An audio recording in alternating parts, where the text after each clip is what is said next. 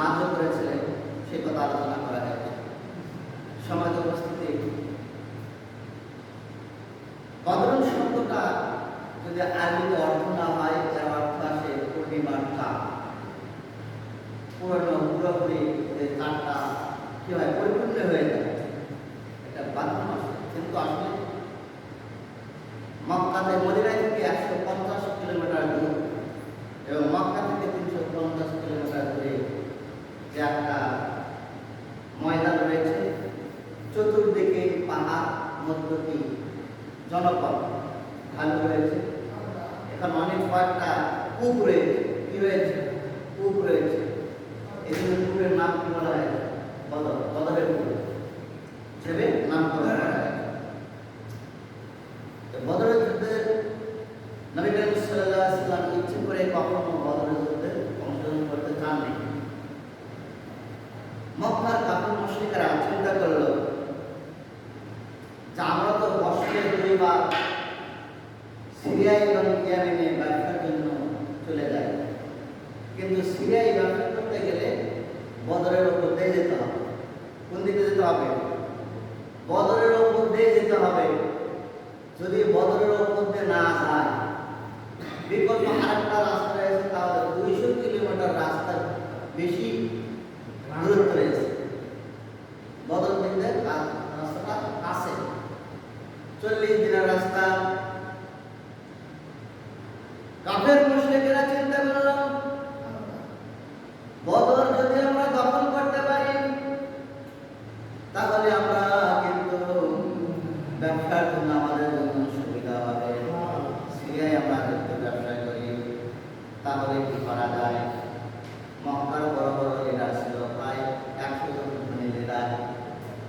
তারা চিন্তা করলো 40 জন লোককে এবং 1000 তারা সংগ্রহ করলো বিশাল একটা বাহিনী। আবু সুফিয়ানের নেতৃত্বে তারা সিরিয়ায় পাঠাবে। তাদের নিয়ে ছিল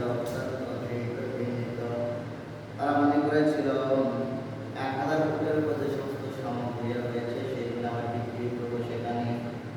সেখান থেকে প্রায় 50,000 দিরহাম সোনামণি মুক্তা নিয়ে আসবো এবং সেই টাকা দিয়ে আমরা অস্ত্র সরঞ্জাম ক্রয় করবো। ক্রয় করে আমরা মদিনায় আক্রমণ করবো। এটা তাদের নিয়ম।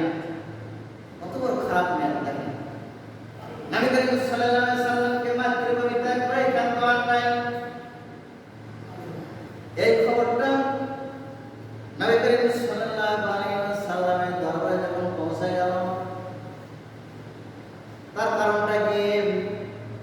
যে নবী করিম সাল্লাল্লাহু আলাইহি ওয়াসাল্লাম মদিনায় প্রবেশ করার পর 8 জনের কাফেলা, 9 জনের কাফেলা আব্দুল্লাহ ইবনে জার রাদিয়াল্লাহু তাআলার নেতৃত্বে 9 জনের কাফেলা একটা চিঠি লিখে দিলেন। আপনি বললেন 2 দিন অতিক্রম করার পরে মক্কার কাছাকাছি নিকটে যখন তোমরা যাবা, 2 দিন অতিক্রম করার পর সেখানে চিঠিটা খুলবা, আর আগে খুলবা না।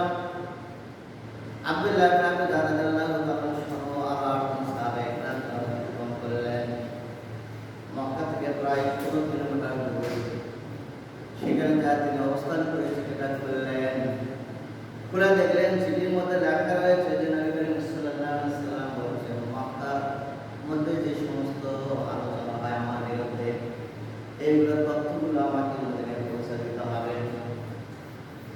এমন সময় তারা সেখানে তাবু গাড়ল। 4 জনের কাফেলা বিশিষ্ট একজন তায়েফ থেকে তারা আসছিল। মক্কার লোকেরা তারা ছিল, তারা দেখল যে আমাদের তো ভাই ব্রাদার এখানে অবস্থান করতে, কারণটা কি?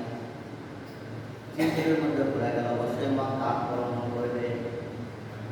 এই আব্দুল্লাহ ইবনে জার অনেক স্থির হলো যেটা কৌশল অবলম্বন করতে হবে। তারা বলল তোমাদের মধ্য থেকে একজন মাথাটা মন্ডল করো, তাহলে বুঝতে পারবে তারা পাস করার জন্য এসেছিল। এবং এমন সময় তাদেরকে দেখে তারা বিশ্বাস করেছিল ঠিকই, কিন্তু তারা এমন সময় তারা আগমন করেছিল বড়দিনে রজবের চাঁদ, কিসের চাঁদ? রজবের চাঁদ উঠবে। আল্লাহ রাব্বুল আলামিন 4টি মাসে যুদ্ধ বিগ্রহ করা হারাম করে দিয়েছে। কয়টি? মহরম, জিলকদ, জিলহজ, মুহররম আর রজব। তাহলে তারা চিন্তা করলো যে আগামী কালকে যেহেতু রজবের চাঁদ উঠবে, তাহলে অবশ্যই আমরা তাদের সম্পর্কে লন্ডন করতে গিয়ে একজন তাদের হাতে হত্যা হয়ে গেল। তাদের মধ্যে তারা যে 4 জন ছিল, আমর ইবনে আজলামি তিনি হত্যা করলো তাদেরকে, তাকে হত্যা করা হলো। আর 2 জন উসমান ইবনে হাকাম তাকে বন্দী করে নিয়ে মদিনায় চলে গেল। আর একজন ছিল নফেল, সে মক্কায় যে বলল যে মদিনার লোকেরা আমাদেরকে আক্রমণ করেছে এবং আমাদের এক ভাইকে তারা হত্যা করেছে।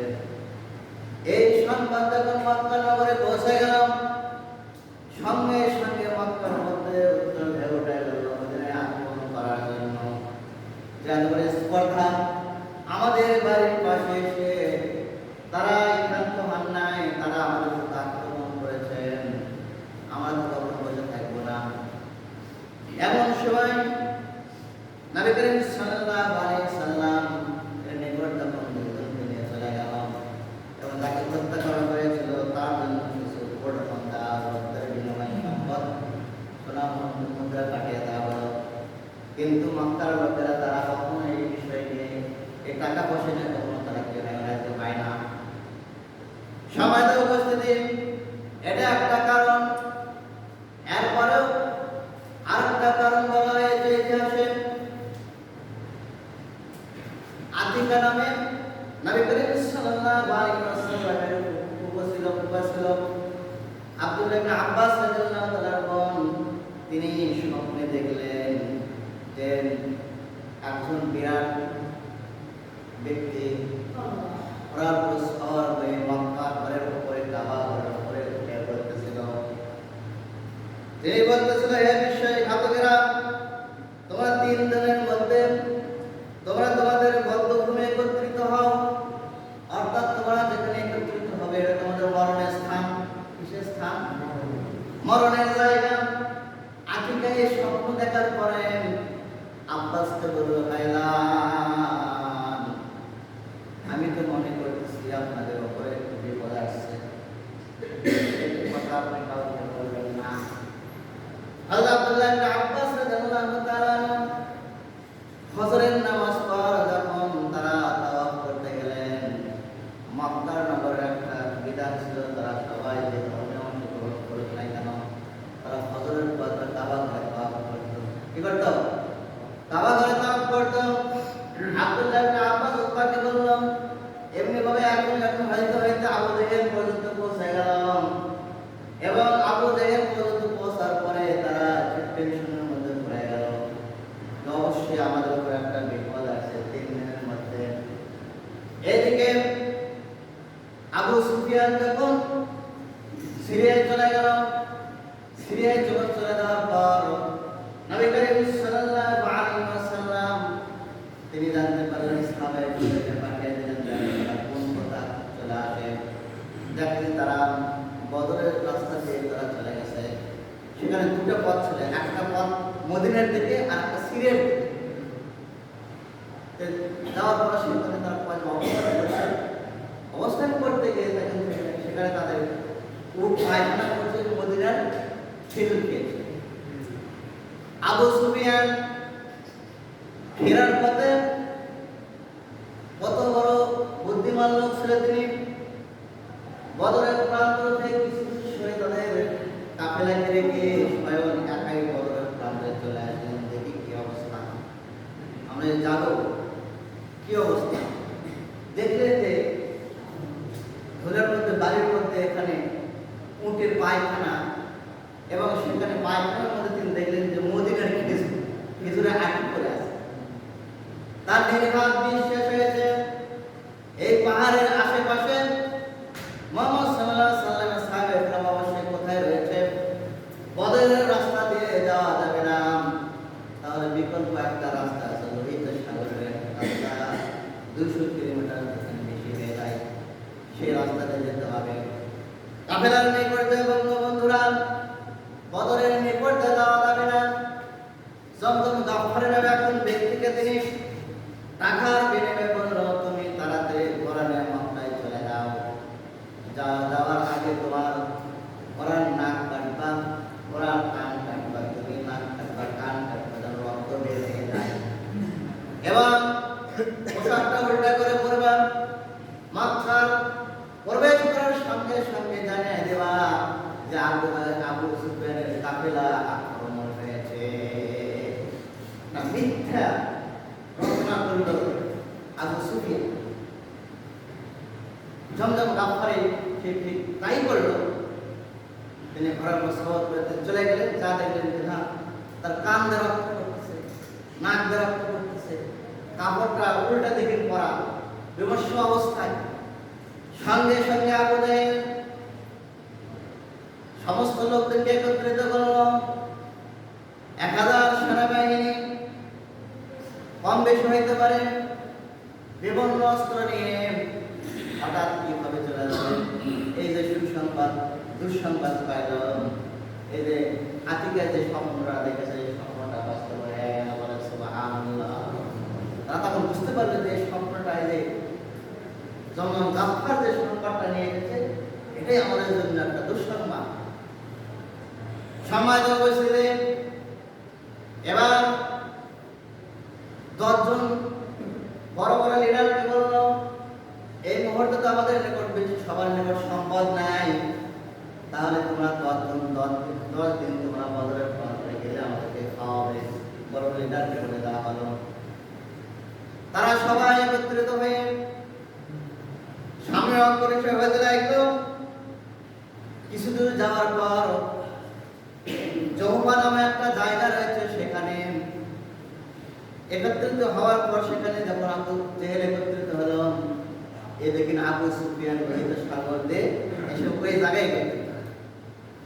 আবু সুফিয়ান বলল, ভাই আল্লাহ আমাকে বাঁচাইছে, হ্যাঁ, আর যুদ্ধের কোনো প্রয়োজন নেই, আমরা সবাই বাড়িতে যাই। কিন্তু আবু জেহেল বলল, শোনো, আমি বাড়িতে ফেরত যাওয়ার জন্য আসি নাই। 1000 সৈন্যবাহিনী আমার সঙ্গে রয়েছেন। বদর স্থানটা দখল করতে হবে। দখল যদি না করি তাহলে আমরা সুন্দরভাবে ব্যবসা বাণিজ্য করতে পারবো না। সেখানে আমরা যাব, 10 দিন অবস্থান করব, মদিনাবাসীকে জানিয়ে দেবো আমরা এখানে দখল করে নিয়েছি। সেখানে গান বাজনা হবে, আনন্দ উল্লাস হবে, পিকনিকের মতো করবে। আবু জেহেল বলছে। আবু সুফিয়ান বলছে, না আমি যাব না। তখন কি করলো আবু সুফিয়ান? মক্কায় চলে গেল। এদিকে আবু জেহেল যখন বদরের প্রান্তরের পাশে যখন অবস্থান নিল, অবস্থান নেওয়ার পর তিনি চিন্তা করলো যে মুহাম্মদ সাল্লাল্লাহু আলাইহি সাল্লাম তার আশেপাশে আছে কিনা। এদিকে নবী করিম সাল্লাল্লাহু আলাইহি সাল্লাম সাহাবায়ে কেরামদেরকে নিয়েছেন। 313 জন সাহাবা। কতজন? 313 জন সাহাবাদেরকে সঙ্গে করে নিয়ে আসার সময় একটু পাশে টিলারের পাশে অবস্থান নিয়েছেন এবং টেনশনের মধ্যে পড়ে গেল। তারা কত সৈন্য এসেছে তাদের কোনো ধারণা নেই। কত সংখ্যা তাদের সৈন্যবাহিনী, আবু জেহেলের সৈন্যবাহিনী দেখছে, উত্তরে পার্শ্ববর্তী এসে দেখে তাদের চোখটা পড়েছে যে 313 জন নয়, শত শত হাজার হাজার সাহাবা। বলে সুবহানাল্লাহ। এই খবরটা যখন আবু জেহেল বলল, মুসলমানের সংখ্যা তো কম নয়, অনেক সংখ্যা। আবু জেহেল মনে করলো তাই নাকি, তাহলে একটা গুপ্তচর পাঠিয়ে দেওয়া হোক। কিন্তু গুপ্তচর যে পাঠিয়ে দেবে, সাহাবায়ে কেরামদের মুখে ছিল দাড়ি, পরনে ছিল জুব্বা, পাখি ছিল। এখন তারা খুঁজতে লাগলো আমাদের দলের মধ্যে একটু দাড়ি একটু পরার লোক আছে কিনা। খুঁজে খুঁজে দেখলো যে ওইরকম না হলে একটু স্বাভাবিক রয়েছে, সামান্য একটু দাড়ি, পরনে একটু পাঞ্জাবি। তারা সেটেল করে একজন ব্যক্তিকে পাঠিয়ে দিল। দেখো মুহাম্মদ সাল্লাল্লাহু আলাইহি ওয়াসাল্লামের সৈন্যবাহিনী কত। তিনি যখন তাদের দলের মধ্যে হাজির হলেন, আবু বকর সিদ্দিক রাদিয়াল্লাহু তাআলা চোখটা এমন ছিল, সঙ্গে স্বয়ং খবর তাকে ধরে ফেলেছে। বলছে তুমি কোথায় থেকে আসলে? ওই ব্যক্তি বলছে না আমি তো তোমারই দলের লোক। বলছে আমাদের দলের যদি লোক হও তাহলে তুমি তাগুদের কালেমা তেলাওয়াত করো, বলো দেখি আমাদের তাগুদের কালেমাটা কি?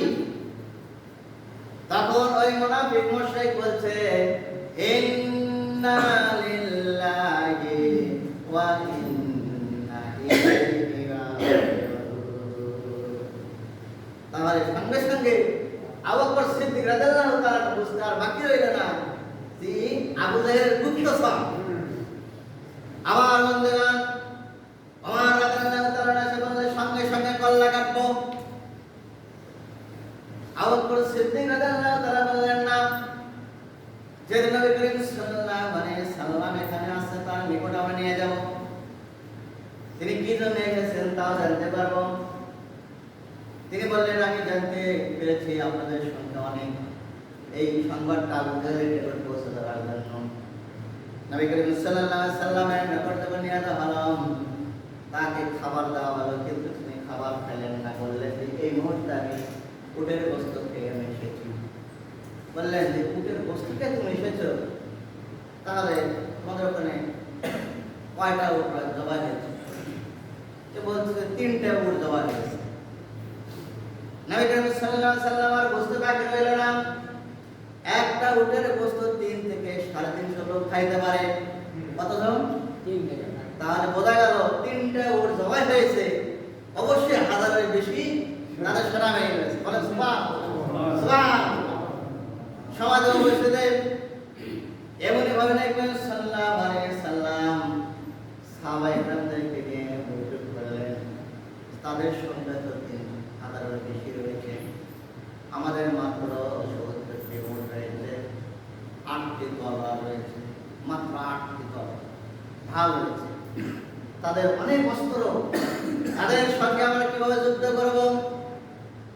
77 জন মুজাহিদ ছিল, মক্কা থেকে যারা হিজরত করে এসেছিল। বলে ইয়া রাসূলুল্লাহ, ইয়া হাবিবাল্লাহ, আপনি যে নির্দেশ দিবেন, যে হুকুম দিবেন সেটা আমরা পালন করব। আমাদের স্ত্রী সন্তান সম্পদ টাকা পয়সা সব শেষ করে আপনার সঙ্গে আমরা এসেছি, আপনি কোনো টেনশন করবেন না। আনসার সাহাবারা বললেন 236 জন। ইয়া রাসূলুল্লাহ, ইয়া হাবিবাল্লাহ, আমরা আপনি যখন মক্কা থেকে মদিনায় এসেছেন আপনার জন্য আমরা খাবারের ব্যবস্থা করেছি এবং অনেক সম্পদ দিয়েছি, বাড়ি দিয়েছি, ঘর দিয়েছি, টেনশন করবেন না। আমরা আপনার সঙ্গে রয়েছি। হযরত মুসা আলাইহিস সালামের উম্মত যেমন বনি ইসরাইল মুসা আলাইহিস সালামের সঙ্গে বেঈমানি করেছে, আমরা সেরকম বেঈমানি করব না। আর মুসা আলাইহিস সালামের বনি ইসরাইলের লোকেরা মুসা আলাইহিস সালামের সঙ্গে বেঈমানি করেছিল। ঘটনাটা হলো মুসা আলাইহিস সালাম তার কওমের 12 জন নকিব ছিল, লিডার ছিল, 12টা গোত্র ছিল, 12টা লিডারকে নিয়ে তিনি ইরাকে বাবেল শহরে পাঠিয়ে দিয়েছেন। সেখানে একটা জমি ছিল হযরত ইব্রাহিম আলাইহিস সালামের উত্তরসূরি হিসেবে।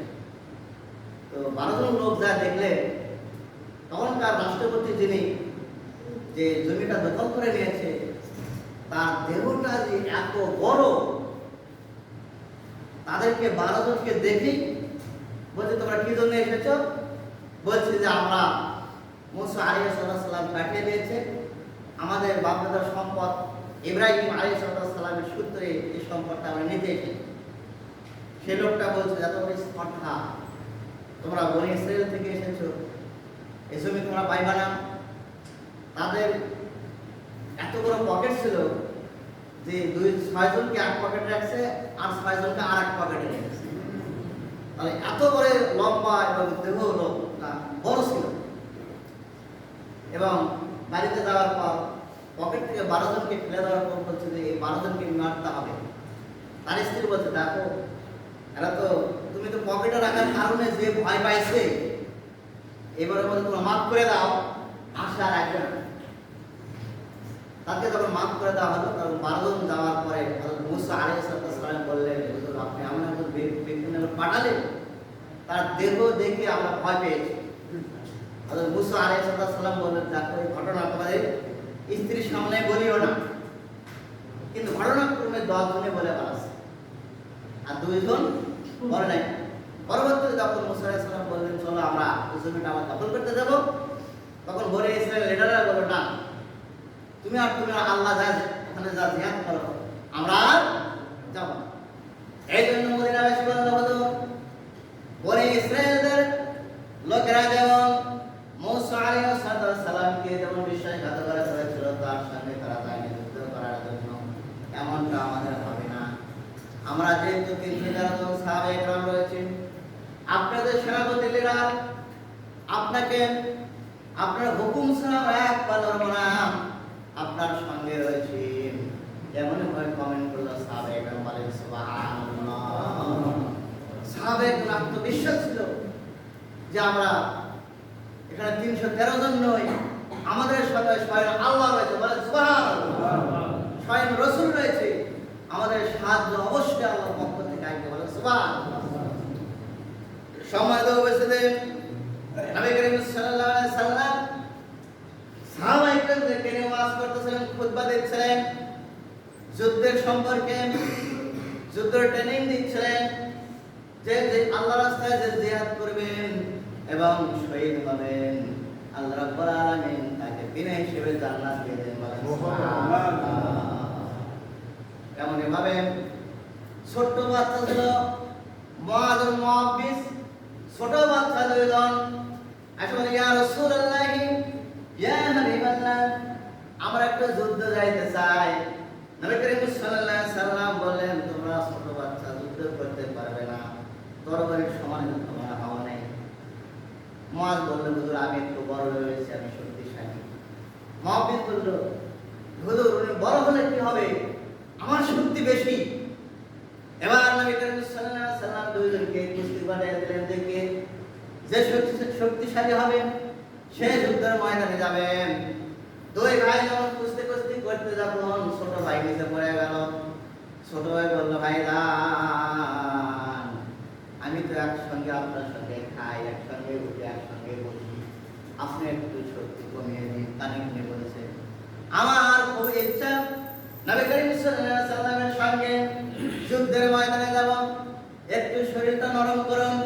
সঙ্গে সঙ্গে ছোট ভাই আবার বড় হলো। নবী করিম সাল্লাল্লাহু আলাইহি সাল্লাম তো সব জানেন, মুস্কি মুস্কি হাসলেন। মুআয বিন মুআব্বিস বললেন, ঠিক আছে, তোমরা যুদ্ধের জন্য প্রস্তুত হয়ে যাও, বলেন সুবহানাল্লাহ। তাদের ঈমানের তেজ কত ছিল, ঈমান ছোট বাচ্চা নবী করিম সাল্লাল্লাহু আলাইহি সাল্লামের সঙ্গী হয়ে তারা যুদ্ধের ময়দানের জন্য প্রস্তুতি গ্রহণ করলেন, বলেন সুবহানাল্লাহ। সময় দেওয়া বসে এমনই ভাবে নবী করিম সাল্লাল্লাহু আলাইহি সাল্লাম বললেন সাহাবায়ে কেরামদেরকে, দেখো এখানে আমার একটা যুদ্ধ সংগঠিত হতে যাচ্ছে, ভাই ভাইয়ের সঙ্গে যুদ্ধ হবে। কারণ এক ভাই মদিনায় এসেছে, এক ভাই মক্কায় এসেছে। সন্তান পিতার সঙ্গে যুদ্ধ হবে, পিতা রয়েছে মক্কায়, পুত্র রয়েছে মদিনায়। এমনি ভাবে শ্বশুর জামাইয়ের সঙ্গে যুদ্ধ হবে, রক্তের ব্লাড কানেকশনের সঙ্গে যুদ্ধ হবে। এমন একটা যুদ্ধ যখন বাবার সামনে দাঁড়াবে, কেমনি করে বাবাকে তোমার শরীর হত্যা করবে, এমন কথা কঠিন না? বাবার সামনে দাঁড়াবে,